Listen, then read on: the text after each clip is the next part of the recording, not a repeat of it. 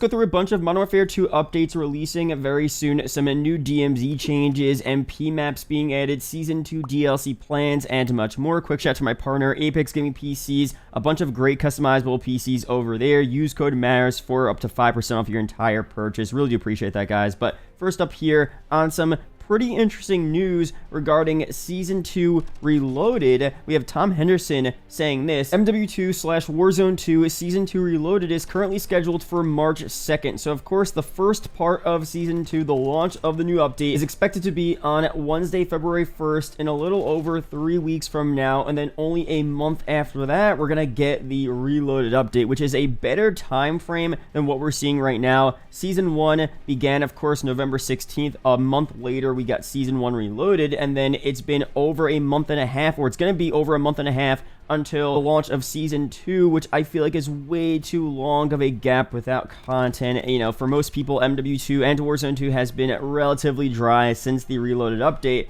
So at least we're going to get Season 2 in 3 weeks. A short month later, we'll get the Reloaded update, and hopefully Season 3 releases just a month after that instead of a month and a half to potentially 2 months later. Maybe we'll end up getting a ton of content in the Season 2 update to make up for a longer content gap. You know, who knows for sure, but that is the schedule as of now. And for marketing here, Season 2 marketing should ramp up very soon. Of course, about 2 weeks before we start to get the first, mentions of the update from IW on their Twitter. A gameplay trailer should be at least a week before, maybe a bit sooner. A roadmap as well. So right now we're 3 weeks away. Probably not this week, of course, but next week at some point, we'll start to get the first little piece of information, teasers, stuff like that for the content in Season 2 officially from IW. So I'll be sure to update you guys and cover it all on the channel right when it goes live. Now for some updates here in Modern Warfare 2 and Warzone 2, stuff they're planning to fix for Season 2 here. The first one is for loadout weapons in Warzone 2, of course. We're investigating an issue where loadout items do not load into a match. So I'm not so sure how common or uncommon this is, but this seems like a pretty big deal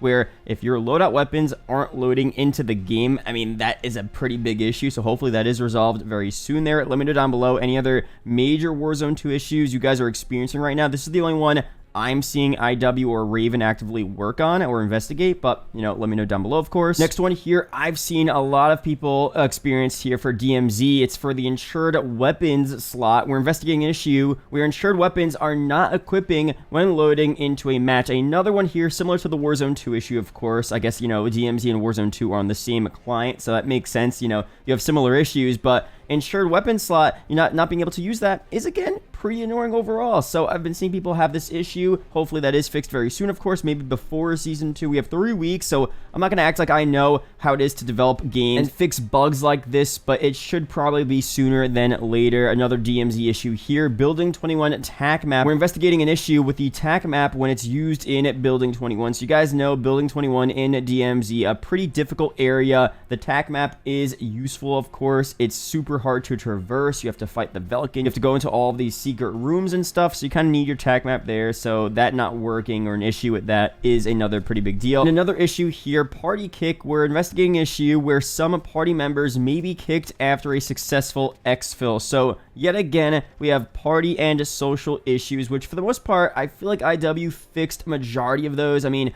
I was never able to invite subscribers to open lobbies in MW2, Warzone 2. The UI was greatly improved for social as well, which is really good to see. But there are, I guess, still some lingering issues here. This party kick issue is probably annoying, but not the worst thing. As long as you can invite your party members back into the lobby and it's super quick to get them back in, I guess, you being kicked after an exfil isn't the worst thing ever. The worst thing was always trying to invite people in and just players physically not being able to get into your lobby, or the invites not showing up on their screen, or you always appearing offline when you're not actually offline. Those were so annoying. So I'm really glad those are fixed. This one here is slightly annoying, but not as bad as it was before. So overall, the base game is running a bit more smoother than it has over the past couple of months, which is really good to see. Now, for some more stuff here with Season 2, I saw this tweet from the Toronto Ultra team here, of course, CDL. They said this: museum would have been S tier map, change our minds. So that is so interesting. Now, of course, they're coming at it from a CDL perspective, but, we of course saw museum in the first weekend of the MW2 beta. and I never said it was a bad map, and most people never really said it was a bad map. I think the problem was it was just a bit too big for some 6v6 modes, but certain parts of Museum, if you just shrunk the map a little bit, got rid of some of the outskirts, the large spawn areas, it would have been a really solid 6v6 map, honestly. And even if they kept it as a ground war or invasion map, it would have been on the smaller end of those types of maps, but it still would have been super, super fun. And as a, CDL map, maybe, they could have had it for S&D or, I don't know, Control, maybe not Hardpoint, but, it's a solid map overall. Just, again, I personally would want it to be a bit smaller, but it's a solid map. So I don't know about S tier, but I think it could have been a B tier map. Maybe low A tier? I don't know, let me know down below. Now, of course, we had rumors about Museum being removed because of some copyright issues with the actual real-life location in Los Angeles, California, the observatory, and who knows the validity of that. But, it's not in the game for whatever reason, so there's got to be some reason why they removed Museum, and I feel like that would be such an easy addition.